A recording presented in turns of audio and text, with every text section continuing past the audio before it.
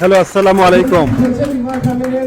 প্রিয় সাকিবিয়ান, প্রিয় সুপারস্টার শাকিব খানের কেরিয়ারে 25 বছর পূর্তি, রজত জয়ন্তী অথবা কোয়ার্টার সেঞ্চুরি বলতে পারেন, পূর্ণ হয়েছে গতকালকে। সুপারস্টার মেগাস্টার শাকিব খানকে আমরা আজকে যেই শাকিব খানকে পেয়েছি, তার জন্ম হয়েছিল আজকে থেকে 25 বছর আগে বাংলা ফিল্ম ইন্ডাস্ট্রিতে। দীর্ঘ 25 বছর ধরে এই সুপারস্টার শুধুমাত্র তার জীবনে এগিয়েই গেছে, কখনো তাকে পিছনে তাকাতে হয়নি, পিছনে যেতে হয়নি। তার সেই 25 বছরের সেই রজত জয়ন্তীকে আরো অনেকটা বেশি আকর্ষণীয় করে তুলেছে গতকালকে তার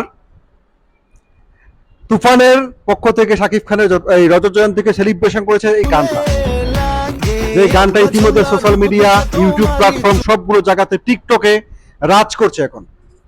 সুপারস্টার শাকিব খানের এই 25 বছর পূর্তি উপলক্ষে তার সহক শিল্পীরা, কলা কৌশলীরা তাকে তার এই রজত জয়ন্তীকে অনেক পান্ডালা শুভেচ্ছা অভিনন্দন জানিয়েছেন। অনেকে অনেক আবেগঘন মুহূর্ত সোশ্যাল মিডিয়া হ্যান্ডেলে শেয়ার করেছেন। এবং শাকিব খানের অফিসে 25টা কেক কেটে শাকিব খানের এই রজত জয়ন্তীকে সেলিব্রেশন করা হয়েছে, বা শাকিব খানের এই স্পেশাল দিনটাকে আরো বেশি রাঙিয়ে তোলার চেষ্টা করা হয়েছে। সে তার মধ্যে তো তুফানের যে গানটা, সাকিব, মিমি, প্রীতম, বিশেষ করে কয়েকজনের কথা না বললেই না, রায়হান রাফি ভাই, আপনি আপনার কাজের মাধ্যমে এটা অনবদ্যতা প্রমাণ রেখেছেন। বিশেষ করে তুফানের এই গানটাতে বা তুফানের সিনেমাটাতে প্রতি মুহূর্তে যেভাবে নতুনত্ব নিয়ে এসেছেন আপনি, যেইভাবে এই তুফান মানুষকে অনেক বেশি কি বলছে আপনাকে সারপ্রাইজিং ভাবে আপনি দিচ্ছেন, গিফটগুলো দিচ্ছেন, এটা বোঝা যাচ্ছে তুফান কোন লেভেলের ব্যবসা বাংলা ইন্ডাস্ট্রিতে করবে। রায়হান রাফি ভাইকে আমি আরেকটা কথা বলতে চাই, তুফানের যে গানটা গতকালকে রিলিজ হয়েছে, সেই গানটাতে আপনার মিউজিক, লিরিক্স, ভোকাল সবকিছু পারফেক্ট।